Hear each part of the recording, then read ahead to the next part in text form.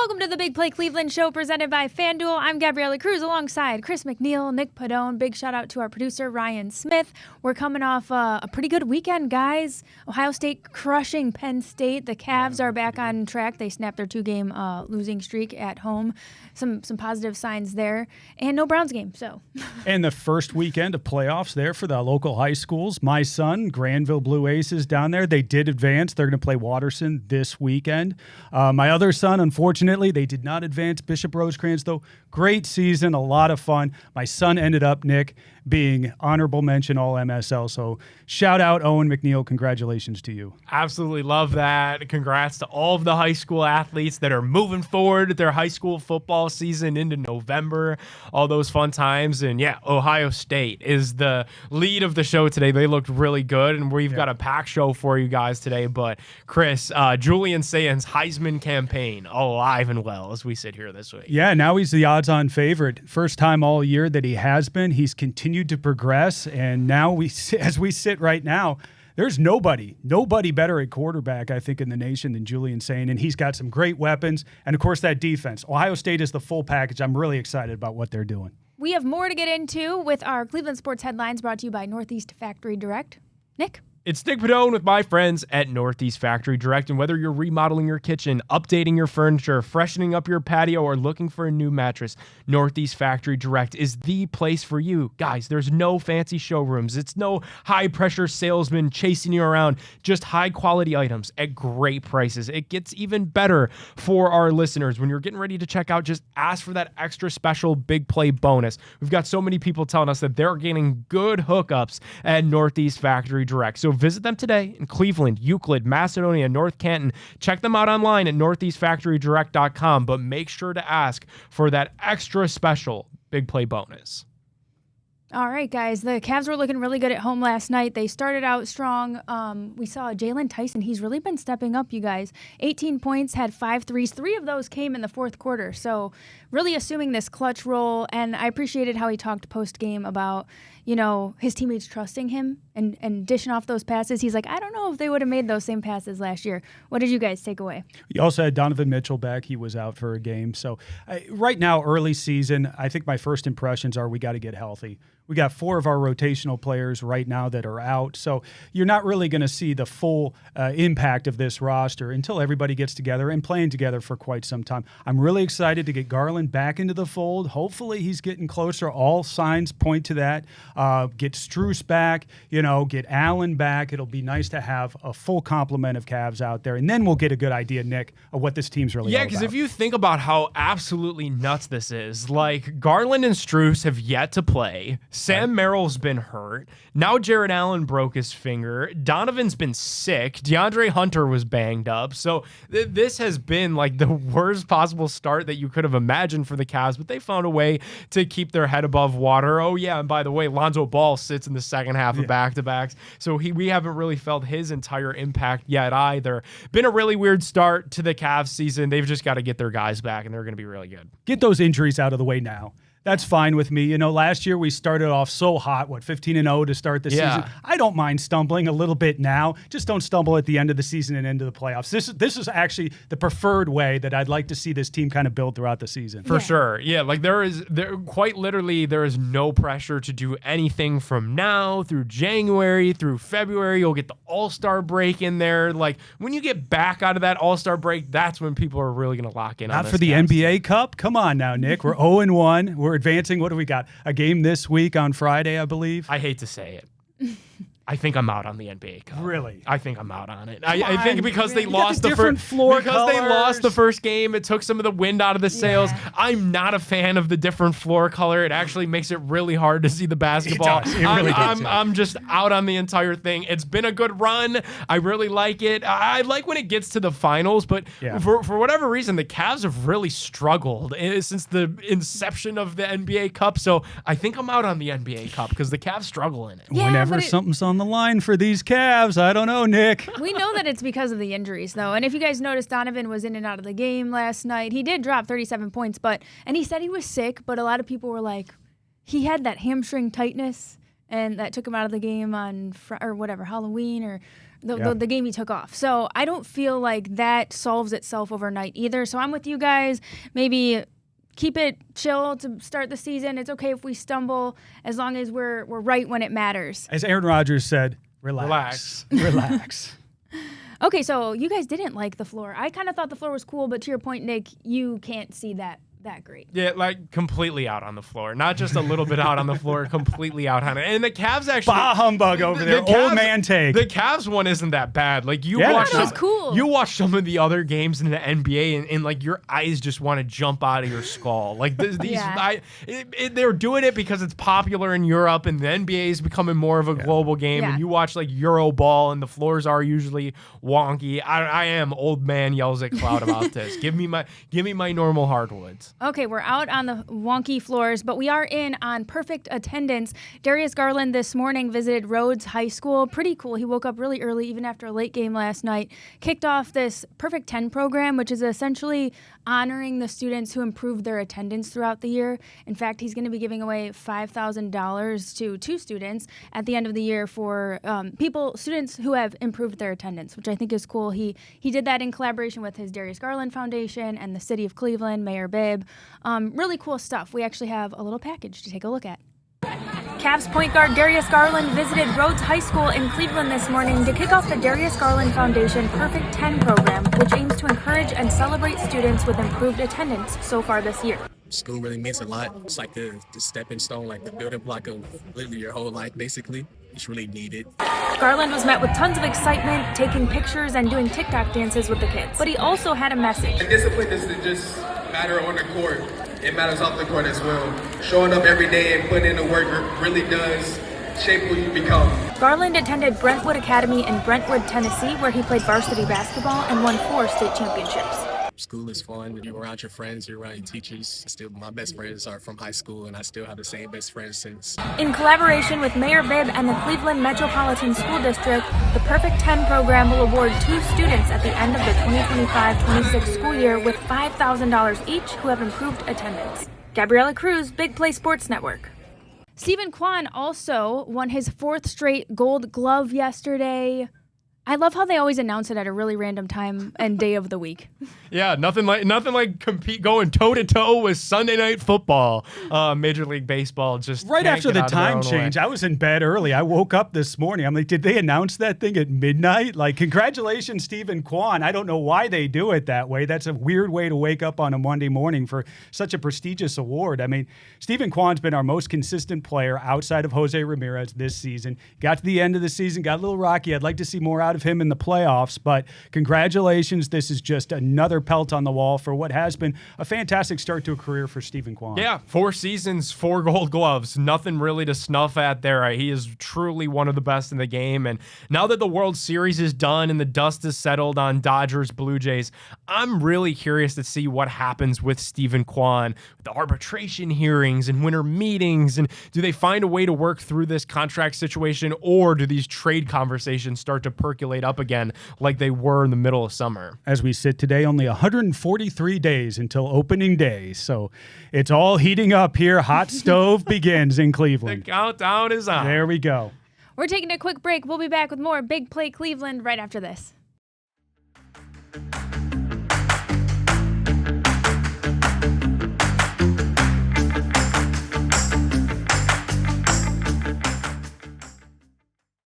Welcome back to the Big Play Cleveland Show. It's time for our Garage Beer featured interview. Garage Beer is the perfect beer for any occasion. It's small batch, no frills, no bitterness. It's just beer that tastes like beer. The Garage is always open with Garage Beer, and we welcome on our very special guest, Ohio State football beat writer. He's the author of Buckeye Brotherhood, Bill Rabinowitz. Thank you for joining us. Thanks for having me on. We do want to talk about your book and what motivated you to write a book about that magical championship run. Well, I've done 2 previous books like that. 2012, the undefeated season under Urban Meyer's first year, I wrote Buckeye Rebirth. I thought, okay, that's my one and only book. And then 2 years later, they won the championship in just a crazy season. And I thought, well, if I did the one that didn't even have a postseason, I kind of have to do this one. And it was a great story. So I wrote that. I thought, okay, now I'm done. And then last season happened. And I thought, well, I guess I better do it again. So none of them, and I also co-wrote Cardell Jones' autobiography. None of the 4 books have been planned, or I never kind of had being an author as an ambition of mine. They just kind of fell into my lap and just circumstances. But I'm really glad I did this one. I'm proud of this book. I think it's the best of the books I've written, just because the story was so great, and nobody's really told Ryan Day's story, for example. But there's so many great stories of just the people who were involved with that team. Let's start right there with Ryan Day. After he loses to Michigan, obviously that's taken a toll on him. It's taken a toll on his family. And you explore that a little bit in the book. Can you talk about that? Yeah, and I'd actually written a story in the Dispatch, my former employer, in January after the championship. I kind of knew about some of the stuff that was going on, but Nina, Day, and the Days didn't want to touch it then for obvious reasons. They were smart not to. But once the season was over, Nina really opened up to me and talked about some of the stuff that the family had endured. And it's shameful, honestly. And it's as it's kind of known, the lunatic fringe of the Ohio State fan base. Right. It's certainly not the majority. Yep. But Ohio State's fan base is so big that even like the lunatic fringe, if you say it's 1%, that's still a large number. And so, yeah, they were ready to leave Columbus. I do not believe that Ohio State would have fired him, but I do believe that the Days were ready to go. And then the championship run happened, and all was well in Buckeye land. What was the tenor after that game? Because I'd imagine as fans, we thought the season's over. Let's give it a run in the playoffs. Let's see what happens. We've got Tennessee. I'm sure that team, though, sounds like they were pretty galvanized by what happened there at Michigan, the disappointment, and what they wanted to achieve. Yeah, absolutely. They had a team meeting. It's kind of become this famous team meeting now on the Tuesday after the Michigan game. Ryan Day had met with the leadership council, about 20 players, on Monday, and they agreed that they should meet as a team, but just Ryan Day, no other coaches. So it was 100 players and Ryan Day in the team room, like where he has the press conferences. He sat in a chair, and they just went at it. I mean, in a healthy way, but a very brutally honest way. And players told him, what was that game plan? Why did you do this? Why did you do that? And Ryan Day said to them, yes, we take blame as coaches. I take blame as coaches for not putting you guys in the best position to win. We should have done this, should have done that. But you also are responsible. Coaches don't play, players play. If you had not missed field goals, thrown interceptions, mishandled punts and kickoffs, then we might not be having this discussion. And player after player told me that one team walked into that room, kind of this defeated, depressed, angry team, and one team left it, this galvanized, united, motivated team, because they got it all off their chests. But then, you mentioned the Tennessee game. Nobody knew what to expect in that game. Was Ohio State going to blow the doors down, or were they going to mail it in? And I remember in the first quarter watching that game thinking, this is finally the team we thought we'd see all year. What has surprised you the most about Ryan Day and how he handled that, and just your more intimate knowledge of who he is and how he handled that loss? Well, maybe the best people to explain it are Seth McLaughlin and Caleb Downs, who played for Nick Saban at Alabama.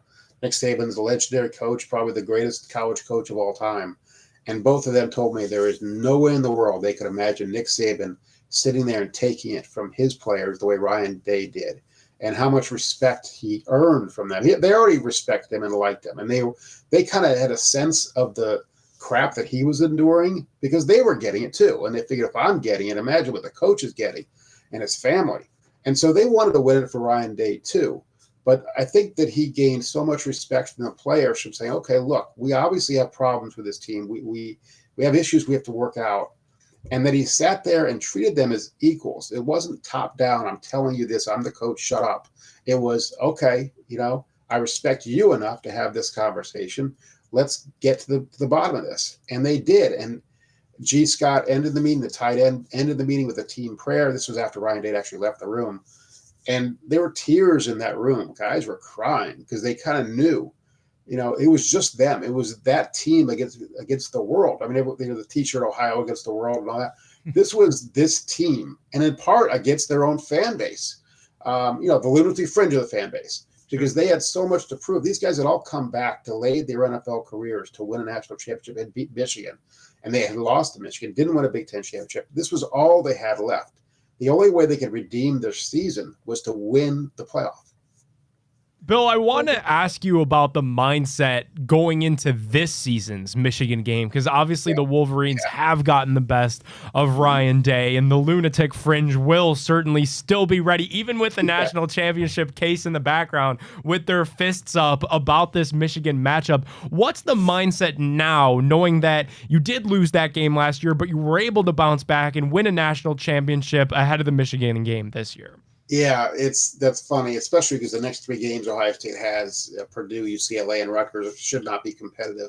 So everyone's going to be thinking about this. I wrote that in my analysis. I'm now, people don't know, I left the Dispatch in September. I took a cadet buyout. I'm now on Substack, so please follow me on billrabinowitz.substack.com. I love subscribers. I love paying subscribers even more.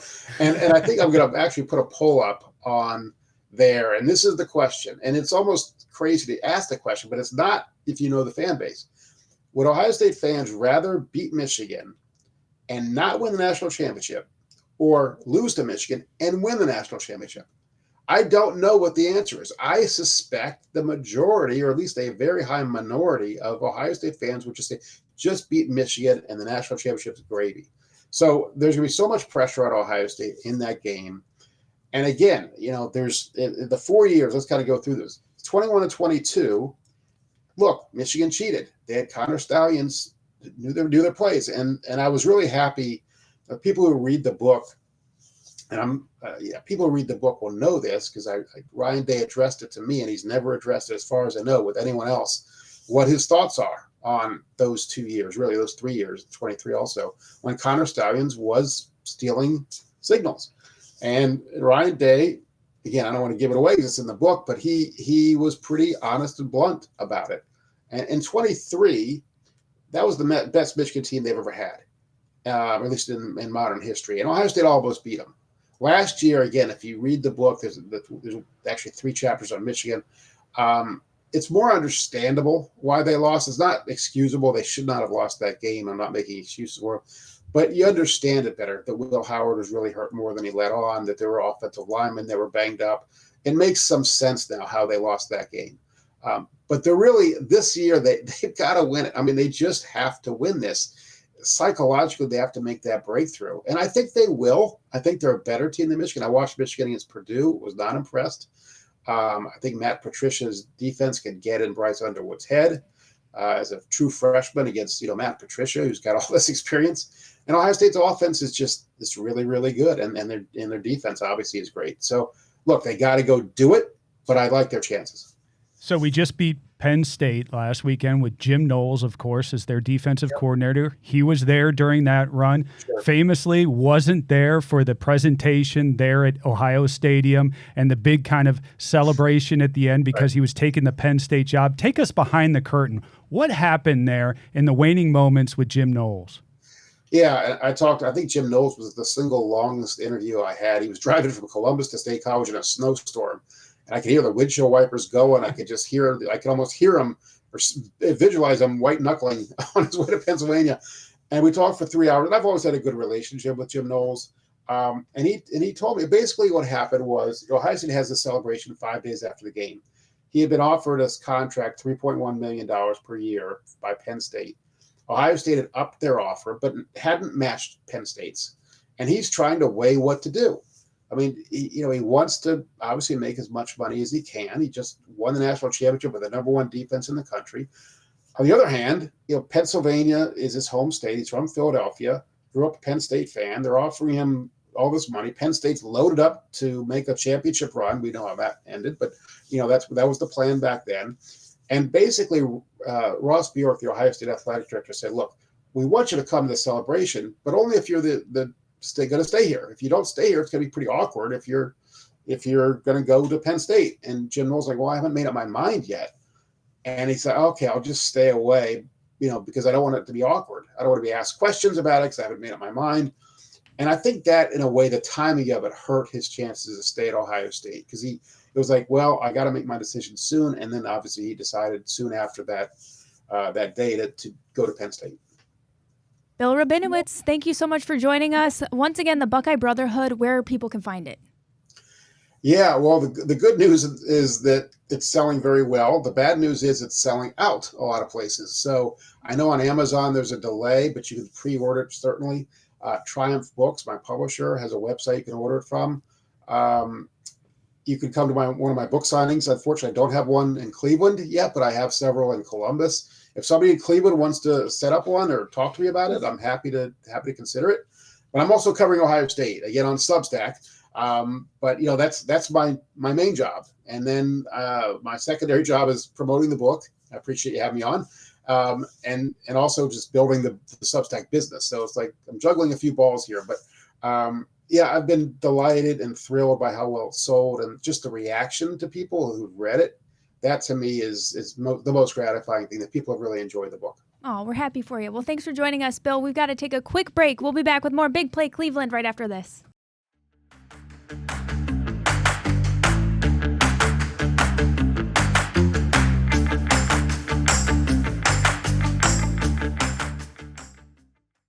Welcome back to the Big Play Cleveland Show. It's time for our fill in the blank segment. I know you guys probably took a look at some of these proposed prices that we saw with those PSLs the Browns have put out. What do you think about those? The Browns' proposed PSL prices for the new stadium are absolute bullcrap.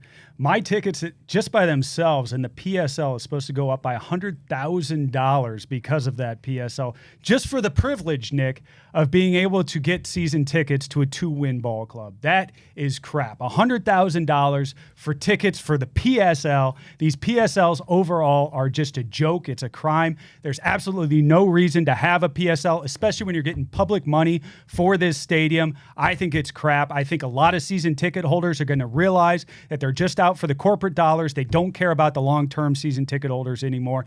Browns, you've got to reconsider this completely. The PSLs have got to go. Yeah, I'm fascinated to see what happens with this. I really am, because this was just a survey that went out, so they're kind of, pressing the brakes already, saying don't freak out. It's just a survey. They're doing their due diligence. I think that this is probably something that materializes. Like this is how happen. This is how the Vikings paid for theirs. Yeah. This is how the Raiders paid for theirs. Now the LA Rams and the Chargers is the one that I've seen be the comparison. Here's the difference though. Stan Kroenke paid for that entire stadium. That was privately funded. The exact number of how much SoFi Stadium cost was never even published because Stan Kroenke himself paid for that entire endeavor by himself. So I definitely think there's something to be said that perhaps this current ownership group owes it to the fans to lighten the cost, especially in a blue-collar, hardworking town like Cleveland, because the product that they've put on the field to date has been so bad, to make life a little bit easier on the fans trying to get into the stadium, trying to support this failing product on the field. And I'm very curious to see what happens with this entire PSL endeavor, because effectively what it's going to do is it will price out the common fan. My grandfather was a season ticket holder at the old Browns Stadium and, got his license when they moved over. And obviously prices 20 plus years ago were a fraction of what they were now. But in this current use case, if that was his seat, my family wouldn't be able to afford something like that. No way. All right, gang. Blank is the current Browns player that I hope would still be on the team when the Brook Park move takes place. I like Quinshon Judkins. I really do. I know that today's NFL isn't as focused on the running back, but coming over from Ohio State, seeing the way that he can run the ball, seeing the potential that we see right now, and the fact that this is going to be, 3 to 4 years from now? Yeah, 2029, the start of 2029. Yeah, 2029. So about that time, he's really hitting his stride. I'd love to see him as the fantasy football darling. Everybody's going to want him. He's going to be our guy, and he's a guy we could just feed the rock to and predicate our entire offense on. I'd love to see that. Of course, I'd also like to see a quarterback, Nick. So we need to get that done. But on the current roster, I don't think the quarterback exists. So give me Quinshon. Yeah, that's the elephant in the room, right? Is the quarterback thing. And I know there's this distant conspiracy out there that the Browns don't care about this year. They don't care about next year. They just want to be good when Brook Park opens. It's not a conspiracy. That's what I continue to say. While 2029 feels like a long time away, it's really not. You should try to identify who that quarterback would be that opens that dome and And this is a building process, right? So like you want to be good by the time you're in Brook Park. Like you should probably start figuring that out like as soon as this offseason. You should maybe try to take a stab at a quarterback this offseason and really try to get this thing on the straight and narrow. So Chris, imagine this, maybe host a playoff game in that stadium upon its opening, and barring something unforeseen, the stadium that's getting ready to close will close without never having hosted one. So there are things that you could start to work towards to be able to have that maximum use out of this new facility. I don't think enough gets made out of that. 1999, this team came back, new stadium. Since that time, we have not hosted a single playoff game in that facility. That's insane. To think that it'll close with without the potential of those memories being made of playoff games and cold weather football, it's a shame, really. Maybe that's what they need, though, is the chapter closed. Were you moved at all by Joe Flacco throwing for 470 yards and 4 touchdowns versus the Bears? Well, it's got to say something about the Browns, right? And the way they evaluate talent. They said he was done. He's clearly not. And the Bengals were able to capitalize on our stupidity. They were able to pick him up and have a nice bridge back to Joe Burrow here through the rest of the season. So now, ironically, they ended up losing that game because of their defense, which remains to be the Achilles heel down there in Cincinnati. But that was a basketball game on a football field all day long. It was fun to watch in a bye. It was fun to watch Flacco put up those type of numbers. I wish we could get some semblance of that here in Cleveland. It's unfortunate to think he was here, not here. The young guys have got to step up, and they haven't so far. It is absolutely an indictment on Kevin Stefanski. The fact that Joe Flacco looked completely washed. Like, it looked like his career was done. The Browns, are able to get a draft pick out of him, and everybody was stunned. Like, wow, that guy was so bad. You were able to get anything out of him. That's a miracle. No, well, it turns out you were able to get a 5th-round pick out of a guy that's actually still pretty good and actually able to put up 470 yards passing. And I get that they've got Jamar Chase, they've got T. Higgins, and you don't have offensive weapons like that here in Cleveland, but to look that different, it's an indictment on the offensive system that he looked more like Joe Flacco in 2023 with Zach Taylor than he looked with the head coach that went to the playoffs with him in 2023 and Kevin Stefanski. It's very upsetting. We're taking a break. We'll be back with more Big Play Cleveland right after this.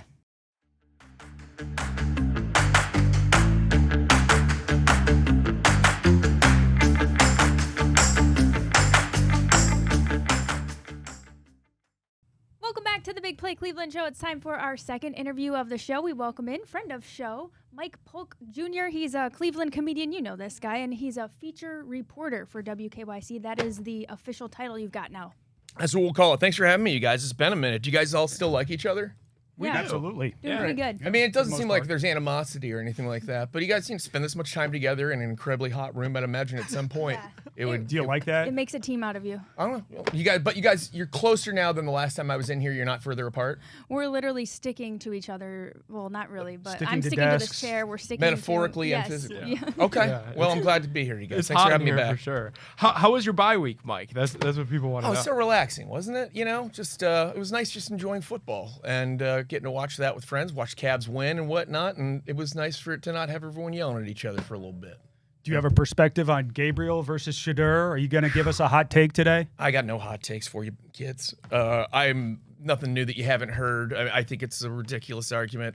But it's also a reminder that's just what this fan base is. We love our controversy, don't we? We got to have something to talk about, especially when we're in a doldrum season like this, which we so often are. You have a better memory for this stuff than I do, Chris. Talk about some of your more favorite quarterback controversies mid-season that we've had. I'm talking like Jacoby Brissett kind of times. I'm talking about like because this is nothing new, where we always want what we haven't seen yet, or we always think that the thing that's right behind the curtain is going to save us. And Tim Couch, Kelly Holcomb. Yes. Classic. Derek Anderson, eventually comes on to be the star at one point. I mean, but these are even major ones. Texting down to the sideline to get Johnny Manziel in the game. If you look at through our history, pretty much every single year, there's been some stupid quarterback controversy where people are just like, I'm telling you, we just need to see what Zappy Bailey can bring to the table. Like I think we had that a couple years ago with that same guy, and now he's on a team again. But yeah, so I don't care when we see him. We'll see him at some point. It'll happen. most likely this season, and I hope it just doesn't come because that Gabriel kid gets absolutely murdered because he looks like a 12-year-old out there. To your point, every season seems to end with a Kevin Hogan at the end, right? Yes, there's you got always a your Kevin version Hogan. of a Kevin Hogan. Yep, and you should look at that last name of that, like, right around Christmas time Brown start from the last so many years. That'd be a good segment for you guys to be like, see if you recognize any of these names. And it's usually, they're a one and done guy for the Browns, and then we'll get there. So you name the current home of the Browns, the Factory of Sadness. Well, Browns named it. Really, they earned it.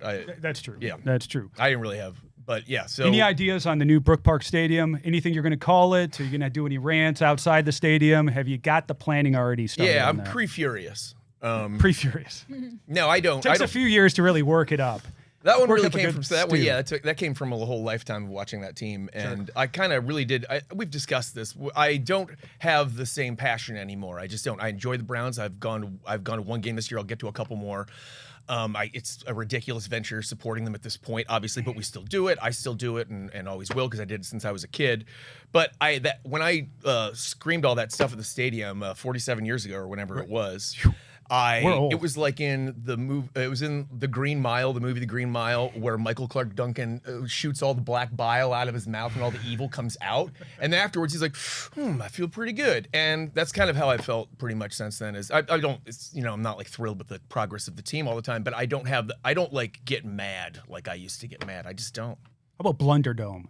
Okay, that's what you were fishing for. Yeah, all right. I was Sounds looking like for you've that already one. got something That's on not bad. I like Blunderdome? it. It's You like clever. that one? I think it's going to have to. We're going to have to workshop it a like little bit, all right? things, it's going to have to name itself through its history and its experiences. We don't just get to throw a name on it. It reminds me when I went to college, Kent State University. Go Flashes! They've won 2 football games this year.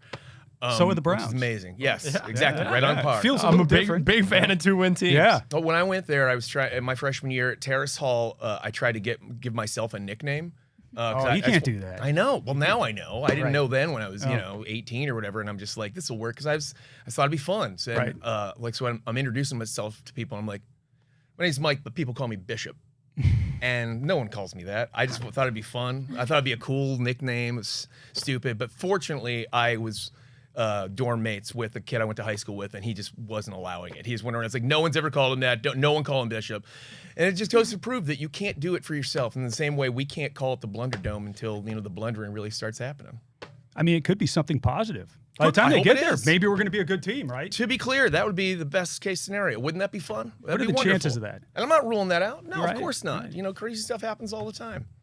Only so many teams, I mean, statistically, it's been impossible to do what we've done, as you famously said once. You would think, but they do keep proving that. They do keep pushing the walls of math further and further. Pendulum will swing back. I don't know when. It's been out there for quite some time. I am glad, though, I got to see that horrible weather Miami game, though, and I got to sit through that, and that was like...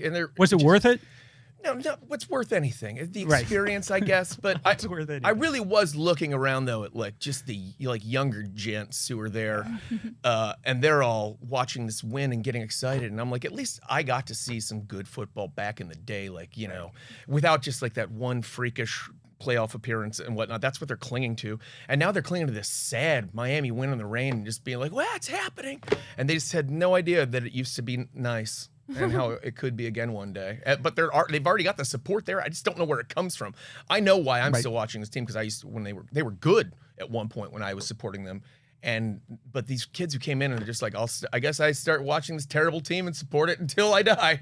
That's something. It's a sickness. It is. It's certainly a sickness. So we got the other team in town that's playing right now, and that's the Cavs. You've been able to take in any Cavs games so far this year? I haven't gotten one, but I plan to. I'm excited. I've been watched the win yesterday. They're obviously not running at full power right now, but I'm not shocked. I'm not shocked that we're not starting 15-0 this year. Is anyone else? Right, right. Now we were talking about it with the cup, the NBA Cup. Did you see the floor? What are your thoughts on the floor? Nick didn't like it. Said it's hard to pick up the ball when you're watching it on TV. Do you have any thoughts on that floor? No, I really don't. I don't mind the floor thing at all. I stopped trying to dictate the floor thing when they started putting the magical things on top of the floor where you can only see it on the TV. Yeah. When I started saying like, is that real? out. Is it not real? I don't even know what to be mad about anymore. So I just like let it. I'm just like, is it really? Is DraftKings really drawn on there? Or I can't tell. So I don't care what it says on the court. I mean, they got logos all over the jerseys now and whatnot, and I could shake my hand at the cloud and say that back in my day, we didn't have any logos, but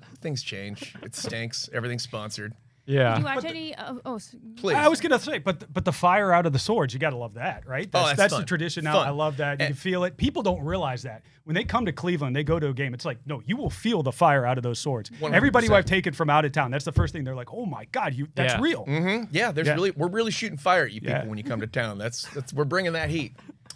And also, shout out to dear friends Sir CC and Moondog. I don't want to name drop, but There you go. Yeah. Mike, did you watch any of the World Series, and did it make you feel better or worse about the Guardians? It's a good question. I watched. Yeah, I mean, I see it with no audio above the bar, Yeah. so you get the idea of what's going on. But no, I was not tuned in for every pitch of that. That baseball's a tougher one for me to watch when one of my teams isn't engaged usually. And I was also kind of just crestfallen by not the way the season ended, because it was relatively inevitable. But I also just the whole system as a whole of baseball has bothered me for quite some time now. I think it's ridiculous. Just the fact that everybody can spend different amounts of money and we're pretending like we're playing the same game. It's ludicrous. Yeah. And I know that's the way it's always been. Right. But it's stupid. It's just stupid. It's like if we all played a game of Monopoly right now, and we all started out with a typical amount of money. I believe it's $1,500, but then you started out with $20,000 and you started out with $5. And then we started rolling the dice. And then when you lose immediately and you start buying all the property, you're like, well, we're playing by the same rules. Look at the rules. You're following the same rules I am. I thought this was America, Mike. Exactly. So I just have a hard time. I just have a hard time respecting baseball right now. You might be seeing a change, though. Are they It going to go on definitely strike? feels like Any we're thoughts gonna- on the People are- strike people are talking potentially? about I hear it. Yeah. I don't believe it when I see it, but sometimes when a system lasts that long, there's a reason for it usually. Mike, before we get you out of here, I wanted to congratulate you on your first pitch with your new wife. Thank you. Pretty cool news for Mike. If you didn't know, he got hitched. I wish we had video of it because she did not do well, honestly. If she's I have lucky, a video of you guys actually. If she's you fortunate want we it. got married before I saw that pitch, because that was not what I was expecting. I'm like, that's what I married. No, she didn't do a great job, but it was with enthusiasm. I chased it down like the good catcher that I am, and then That was good. You had a little roll even. And how about this Slider? You guys know Slider. Oh, yeah. What is slider? Slider starts hitting on my new wife Really? right in front of me Him? No. after she I was botched going to say, the I've pitch. seen this type of behavior before. Yeah, exactly. He's being notorious. flirtatious. Yeah. So I had to go obviously shoot that down, try and get in the middle of that. But it was all in good fun. And I'm married. Concerned he and it may was have fun. you in looks? Like, Oh, yeah, no sizing doubt. yourself up like, oh, Yeah, is that what she's looking for? I don't He know. is very jubilant Yeah. in a way that I am not. He's physically imposing as well Yeah, when you he look is. at him in He's stature. huge. He has a hard time turning around though. That's one thing I got That's going true. for me. Is Yeah. one of my favorite videos. Maneuverability is kind of rough. One of in my that favorite thing. videos that I still ever saw was like it was an Instagram video or something like that, and it was like some dude's approaching Slider, and Slider's doesn't see it coming. He's in the corridor outside of a game, and Slider doesn't see it coming, but you see one dude walking to the shot, and he's like going, "Good, you rolling?" And then he just walks up to Slider and he just starts humping his leg like real fast for a second. And then you see Slider's handlers coming like, no.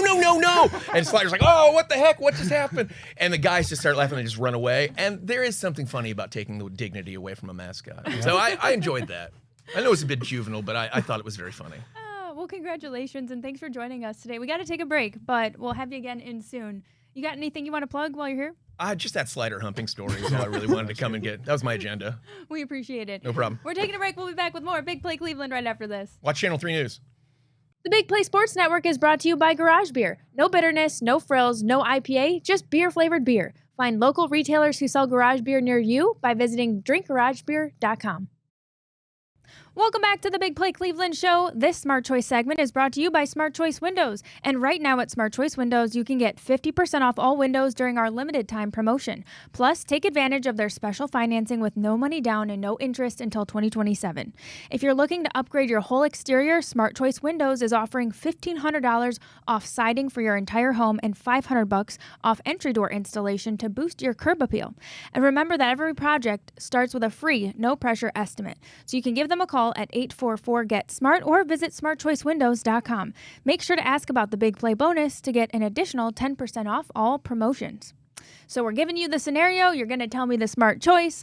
Now that the World Series is over, if the Guardians want to compete for a title, the smart choice is... World Series is over. The LA Dodgers win it with the #1 payroll in all of baseball. They were playing the Blue Jays with the #5 payroll in all of baseball. And right now, Nick, your Guardians sit at number 25. You've got to go out. You've got to spend some money. You've got to bring some outfield bats in here. I don't care whether it's a Cody Bellinger, Cedric Mullins.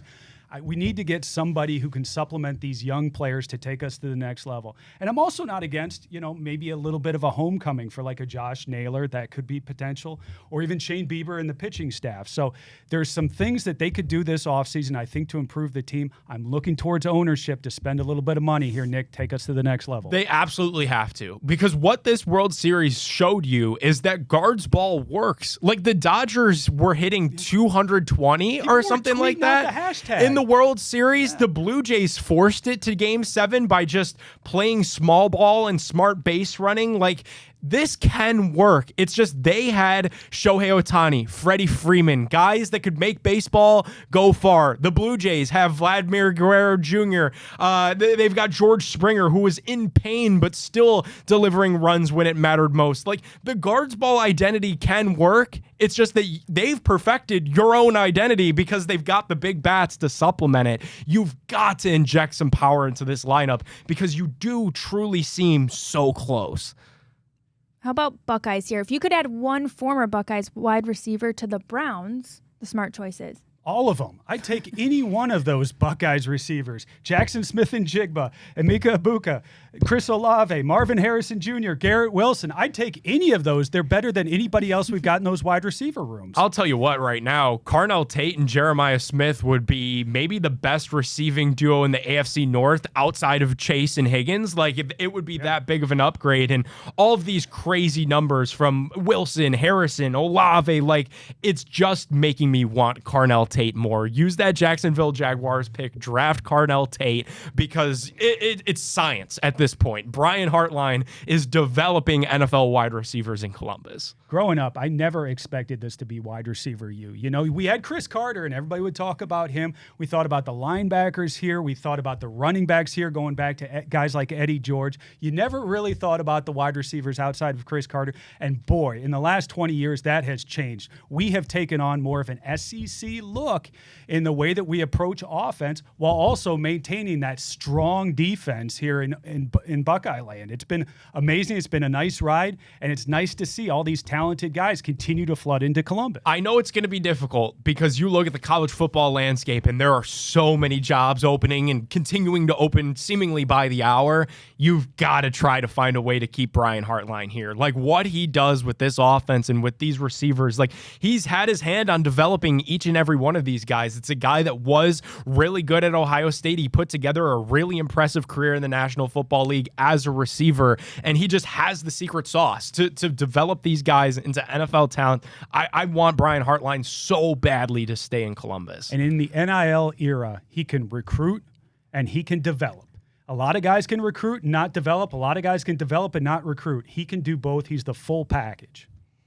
How about Kenny Atkinson talking about shortening the NBA season to like 70, 72 games? What are your thoughts on that? What do you think the smart choice would be? I'm all for it. If they would do it, they're never going to do it. I don't think the owners would ever, agree to that. I don't think that would make sense for them financially, so therefore it's never going to happen. But we're always talking about load management, and we're going to be talking about it all season with these Cavs because we know, we've talked about it even last year, that, hey, this is a team we want to see in the playoffs. We want to see a good regular season. We want to see this team at the top of the East come the end, but really all eyes are on the postseason. So the regular season is really devalued. So if you could shorten it up in any way, the teams are doing it anyway by sitting guys, so might as well have the league take a few of these back-to-backs off the schedule, shorten it up, make sure that these guys are good to go when we come into, the spring when it really matters. I do agree. I think back-to-backs are part of the bigger issue. Like, if you were to keep it at 82 and find a way to eliminate back-to-backs, maybe that makes the entire thing more digestible. this is never going to happen. Like, owners are never going to leave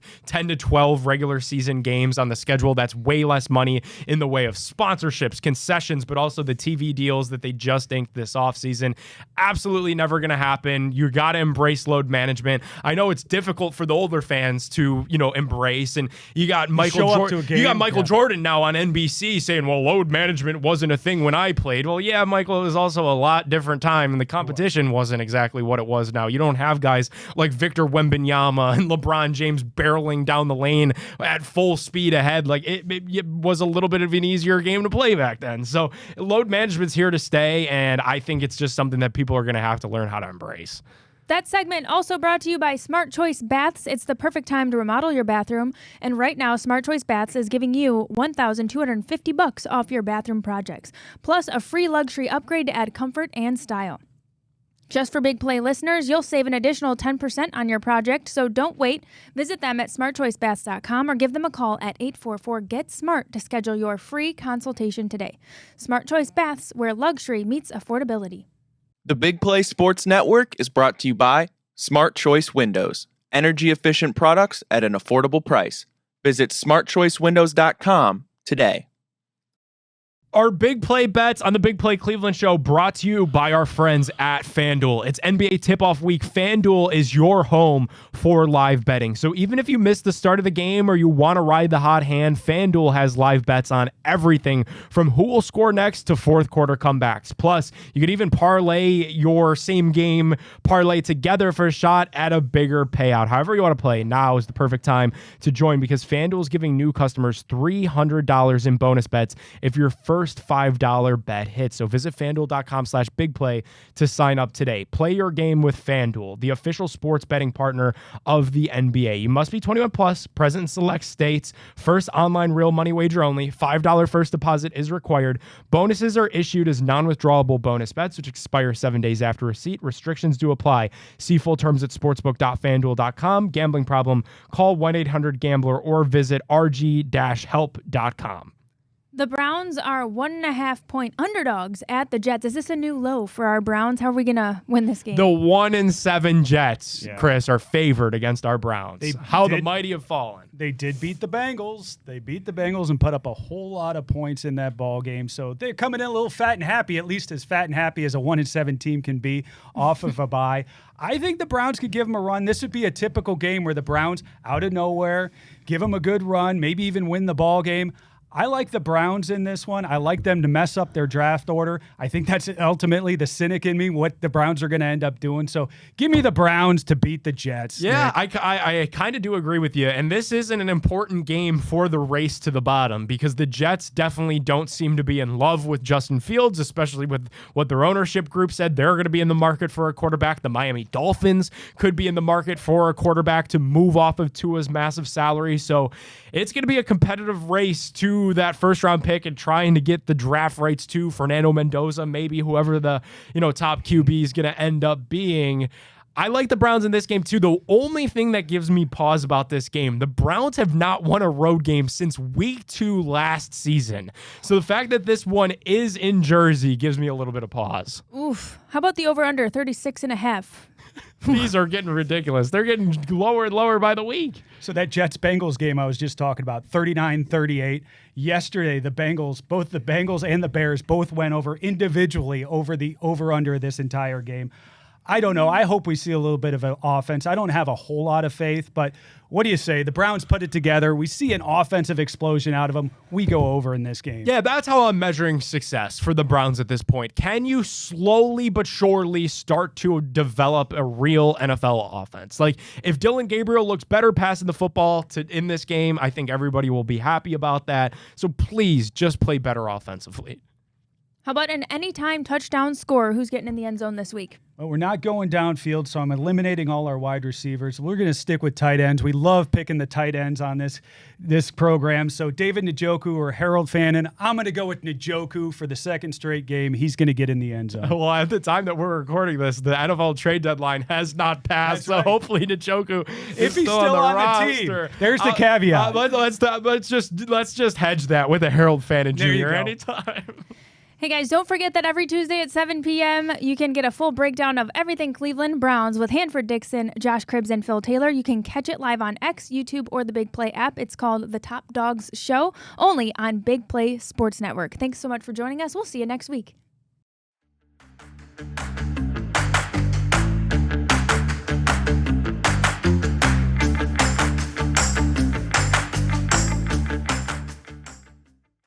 Welcome on back into the Big Play Cleveland show. It's time for our weekly check-in with our NASCAR Cup driver for the number 10 Colleague Racing Chevy, Ty Dillon. Ty drives for Northeast Ohio's own Matt Colleague, who fields 2 teams in that NASCAR Cup Series. What's going on, Ty? Thanks a bunch for joining us from Arizona, where I know it was a pretty cool weekend for the fam. Yeah, it was a big weekend. My family's race team won the Xfinity Championship, so it was cool to be a part of that with my grandfather. You know, he's getting older, so just kind of taking in that moment with him was great. So we're still here. It was our last race of the season, but we haven't made it home from our last race yet, so there's still a little bit of ready to get home and kind of be ready for the off season. But it was a wild weekend as far as our racing. It was an interesting race. We had tire issues all throughout practice and into the race, and wasn't the way we wanted to finish the year, but we finished. We made sure we finished every lap of the last race, and all in all, we had a wonderful season. Yeah, and we're going to put a bow on that season today on the program. So it was your first full year with Colleague Racing. Obviously, the headline, and we remember it so well here on the show, was the in-season challenge, where you were able to take that thing all the way until the end. We had a lot of fun showing your personality and letting that shine through as well. When you look at this season as a macro, that's got to be the coolest thing that happened, right?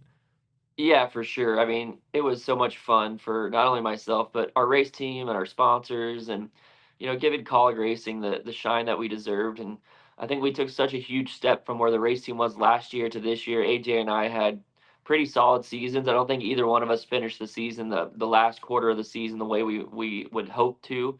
But there were so many great things that happened that we can definitely build off of from this year going into hopefully next year. So great things are going on, and to have a season like we did, and the in-season challenge just highlighted who we are. And like you said, we were able to show a little personality and have a little fun.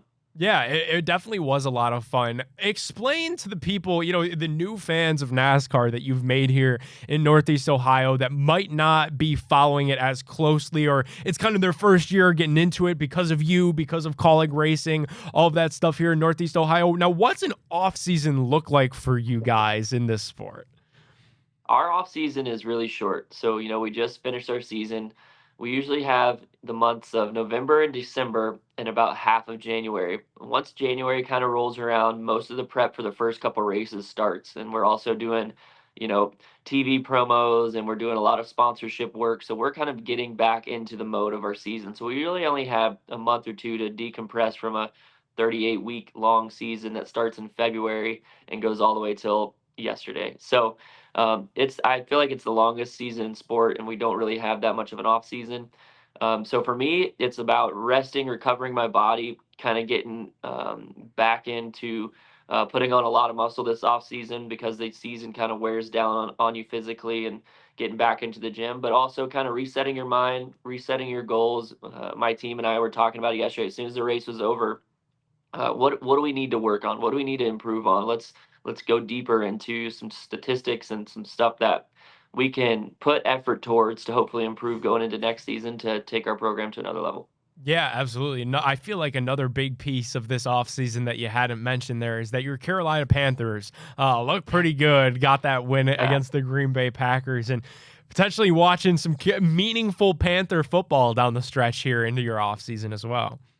Yeah, we're scheduled. We're going to go to a couple games coming up. That's the important thing for me, is I get to sit on the couch on Sundays and watch some football games. So that's exciting. And just take in some sports, because I'm a huge fan. Yeah, I don't know this Panthers team, man. It's crazy. One week we can beat, feels like, anybody in the NFL. The next week, anybody in the NFL can put 40 on us and we don't score. So it's kind of hard to predict, but it's been fun. It's been a lot better than the last few seasons, and yeah, they're heading in the right directions, beating the Packers in Green Bay, and we were like 13-point underdogs. I don't think that's happened in forever. So that was a really cool thing to see on my phone after we had a rough day on track. It made me smile a little bit more, but yeah, I'm looking forward to getting into some of that this off season. We'll be out in Washington State, where my wife's from, so might make it out to a Seahawks game as well and enjoy some sport. Absolutely. Ty, as we put a bow on this thing, what's one message that you want to send to your fans, to the Kaulig Racing fans, and everybody in Northeast Ohio that's kind of really, it championed you guys this entire NASCAR season? Yeah, first of all, thank you guys for having me be a part of your show each week all season and getting to explain our sport a little bit to those out in Northeast Ohio. And we're just excited to be a part of the sports family out there. You have a team in Kaulig Racing that appreciates your support, and keep following us. Follow us this off season. Keep up with what's going on with Kaulig Racing and myself going into next year, and would love to see you at a race, and hopefully we'll do some more of this next year as well. So thank you guys. You made this year awesome. It's the fans that really drive our sport in NASCAR and really truly any sport. And you guys have been so special and growing our fan base and being passionate for Kaulig Racing and myself. Ty, it's been an absolute blast, man. Obviously, we've enjoyed learning more about the sport. We've enjoyed having you on the program to break down what we're not seeing when we're watching it and what those moments are actually like and what you're actually thinking about while you're in the car. So we appreciate you giving us that insight throughout your regular season and with the busyness of all your travel and stuff. It's been an absolute blast, and we're definitely looking forward to keeping you in the mix here at the Big Play Sports Network as we figure out, some bigger and better game plans into next season. Absolutely. Thank you guys so much for this year, and hopefully we'll see you soon. Absolutely. He is Ty Dillon. Make sure to go follow him on socials now at Ty Dillon and keep in touch with everything that Kaulig Racing has going on throughout the NASCAR offseason by following them on socials as well at Kaulig Racing. He's Ty Dillon. I'm Nick Padone, and I will see you guys next week on the Big Play Cleveland Show.